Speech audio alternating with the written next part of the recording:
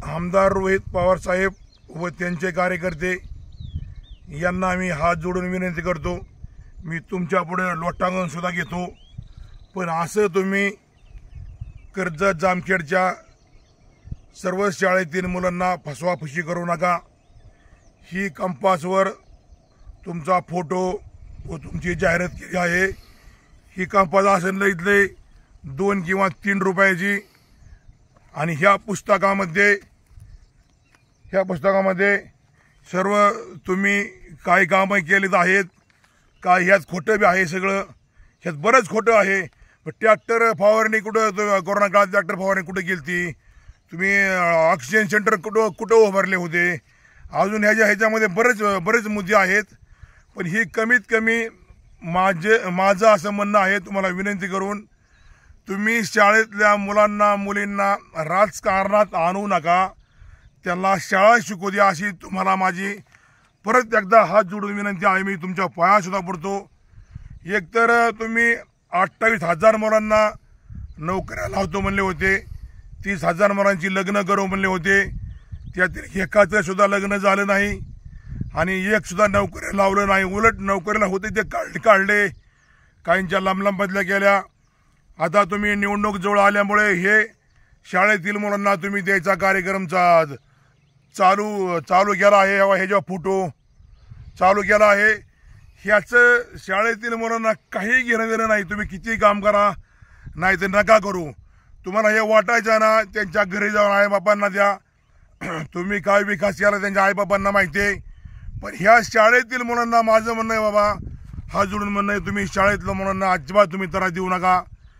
जर हे एवढं 10 पाणी जर वाचायचं म्हणलं तर हे शाळेतले मुलं अभ्यास करतील का, हेच वाचत बसतील, हे तुम्ही सांगा, मी नाही सांगणार का, हे तुम्ही सांगा।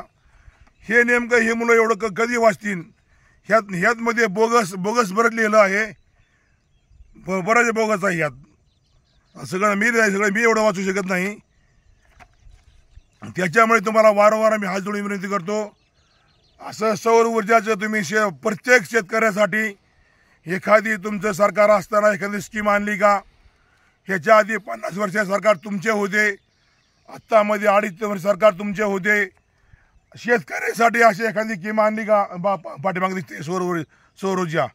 आता ह्या सरकारने प्रत्येक शेतकऱ्याला अर्जंट मिळण्यासाठी महावितरणकडे पैसे भरून हे मिळत आहे, 3चं मिळतं, 5चं मिळतं, 10चं मिळतं, जे पाहिजे ते मिळतं आणि अर्जंट मिळतं, असं हे सरकार सारखं वारंवार स्कीमा आणत आहे। त्याच्यामुळे तुम्ही ह्या मुलांना तरी फसवायचा प्रयत्न करू नका, अशी माझी तुम्हाला विनंती आहे। आणि तुमचे पदाधिकारी कार्यकर्ते यांचा अजून आम्हाला त्रास आहे। तुमचा एक कार्यकर्ता 10-12 दिवसापूर्वी म्हणला या भारतीय जनता पार्टीच्या नेत्यांच्या चुली पेटत नाहीत, त्याच्यामुळे हे भाजपमध्ये चालले आहेत आणि काही भाजपमध्ये आहेत ते भाजपचं काम का करतात, ह्यांच्या चुली पेटत नाहीत। अरे मूर्खा, आम्ही तुझ्याकडे आलतो का मागायला काही? आम्हाला ही जागू दे, आम्हाला ज्वारी दे, आम्हाला तेल दे, आम्हाला भाजीपाला दे, तुझ्याकडे मागायला आलतो का आम्ही? मग आमच्या चुली पेटवणारा तू कोण? हे असं दादागिरी चालणार नाही, त्याला मी बी बोललो, त्याला मी बी सुट्टी दिली नाही। आमच्या चुली पेटवणारा तू कोण? काय संबंध आम्हाला बरं तुझा? तर आपलं तुला काय काम करायचं रस्त्यात काम कर, असं फसवायचं धंदा कर, काही कर। आणि आता मला कालच एक परवा दिवशी नाही तेव्हा शाळा मला बोलले बाप्पाजीच्या विरोधात एक कोणतरी बातमी केली होती, मग त्याच्या विरोधात आमच्या एका कार्यकर्त्याने त्याच्या विरोधात बातमी केली, मग त्यालाच बोललं पाहिजे ना, मला बोलायचं काही कारण नाही। हे असं यांचं उलटी बुद्धी चालती, हे असं जमणार नाही। आणि परत एकदा रोहित पवार साहेबांना विनंती करतो, हे असं तुम्ही शाळेतील मुलांना अजिबात फसवाफसवी करू नका आणि आजपासून तुम्ही कुठल्याच शाळेत असं फसवाफसवी करायला जाऊ नका। तुम्ही शाळेतल्या मुलांसाठी काय केले? तुम्हाला जे करायचे ना तर सर्वांना वह्या जेवढं लागतील तेवढ्या वह्या द्या, 200 रुपयाची कंपास पेटी द्या, यात पेन द्या, सगळं द्या, तुम्हाला द्यायचं तर सगळं का असेल ते सगळं द्या, त्याला आपला 100% विरोध नाही। पण ह्या अशा जाहिरातबाजीला आपला विरोध राहील।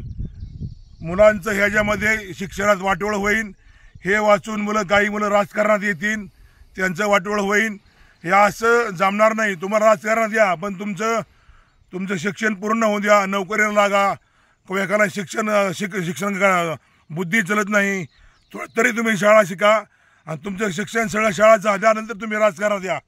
राजकारणात येऊ नका असं माझं म्हणणं नाही, पण तुमचं शिक्षण आधी पूर्ण होऊन द्या.